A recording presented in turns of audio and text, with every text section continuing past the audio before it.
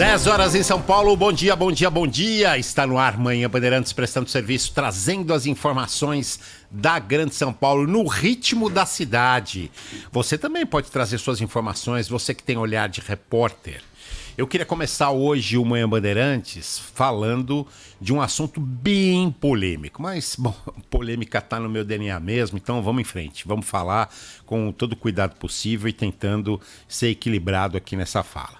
E o assunto é a questão das cotas raciais nas universidades. A Faculdade de Direito do Largo de São Francisco é o sonho ainda de todo estudante. Eu digo ainda porque em muitas áreas de estudo, os estudantes têm preferido fazer outras faculdades particulares, que inclusive têm apresentado aí bons índices de avaliação, até mais do que a USP. Né? Muitos alunos não querem, por incrível que pareça, muitos alunos hoje não têm como primeira opção a Universidade de São Paulo. Isso acontece muito na classe média alta. Mas, pois bem, não é o caso do Alisson. E o Alisson tinha como sonho, o Alisson dos Santos Rodrigues, de 17 anos, tinha como sonho frequentar os bancos da Faculdade de Direito da USP, de onde saíram vários presidentes da República, ministros da Justiça, ministros do Supremo Tribunal Federal, governadores. É lá que ele queria estudar. E ele estava tentando essa vaga pela política de cotas. Hoje, praticamente 50% dos alunos do Largo de São Francisco entram por meio da política de cotas. Ele se autodeclarou pardo, portanto, ele teria o direito de entrar nesse grupo das cotas. No entanto, ele teve a sua condição de pardo negada por uma comissão da faculdade. Na verdade, 3 vezes ele teve negado. As primeiras 2 vezes foram fotos apresentadas e os membros dessa comissão entenderam que não, que o Alisson não era pardo, que o Alisson era branco. E depois teve a oportunidade de pessoalmente se apresentar lá mesmo no Largo São Francisco e em menos de 5 minutos, mais uma vez, decidiram que não, que ele não era pardo. Essa comissão que define isso tem um nome sofisticado. Chama-se Comissão Heteroidentificadora. Comissão de Heteroidentificação. Esse é o nome sofisticado que deram por uma comissão que supostamente está lá exatamente para fiscalizar a possibilidade de fraudes nessa autodeclaração racial que os alunos do Largo São Francisco e da USP como um todo fazem. O reitor da USP informou que a Justiça reverteu provisoriamente essa decisão da comissão. Então, em tese, por meio de liminar, hoje o Alisson tem o direito de fazer a matrícula dele. Se essa decisão vai ser mantida ou não, vai ser definido lá na frente.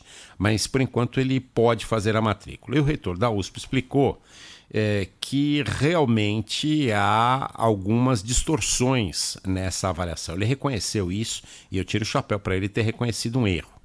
E disse que a iniciativa de se fazer essas entrevistas virtualmente, ela aconteceu exatamente para facilitar a vida de estudantes que moram longe de São Paulo, que são de outros estados até, ou de cidades longe da capital, e que não têm condições de fazer a viagem. E por isso, inclusive, estão buscando uma vaga numa universidade pública, numa universidade gratuita. Mas ele disse que a forma de corrigir isso, segundo a coluna da jornalista Mônica Bergamo, é exatamente pagar para esses estudantes passarem por essa comissão de heteroidentificação.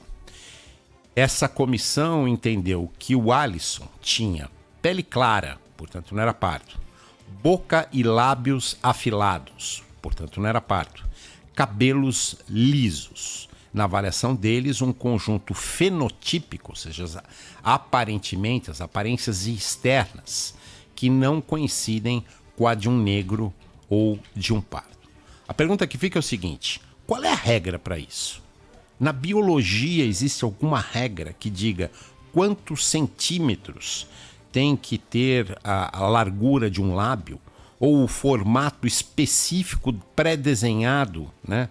Colocado em forma mesmo, quando eu digo formato, colocado em forma mesmo do nariz de um negro ou pardo, vai ter que ter o cabelo liso e se for alisado. Enfim, há uma série de questões a serem colocadas para definir se a pessoa pode ser considerada parda ou negra. Os movimentos negros defendem que a pessoa só pode ser considerada preta se as características forem priorizadas e ponderadas. E mais, eles entendem que deve ser priorizados os alunos com mais características de pretos do que os outros. Ou seja, se houver um estudante com características fenotípicas, ou seja, mais próximas do que a gente identifica, ou que eles identificam, porque não existe regra para isso, como pretos, esses devem ser priorizados em relação aos pardos, que já têm também algumas características de brancos. É a polêmica que se coloca aí, e eu disse, o assunto é polêmico,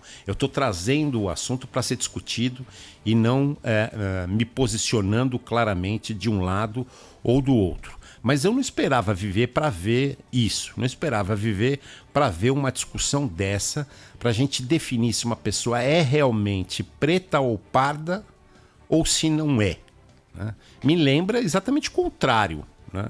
A gente tentar identificar se a pessoa é dessa raça ou daquela outra raça. Na verdade, essas comissões de heteroidentificação estão me parecendo muito mais, aliás, como definiu o Jornal Estado de São Paulo, tribunais raciais. O assunto é polêmico, adoro uma polêmica. 10 horas e 6 minutos.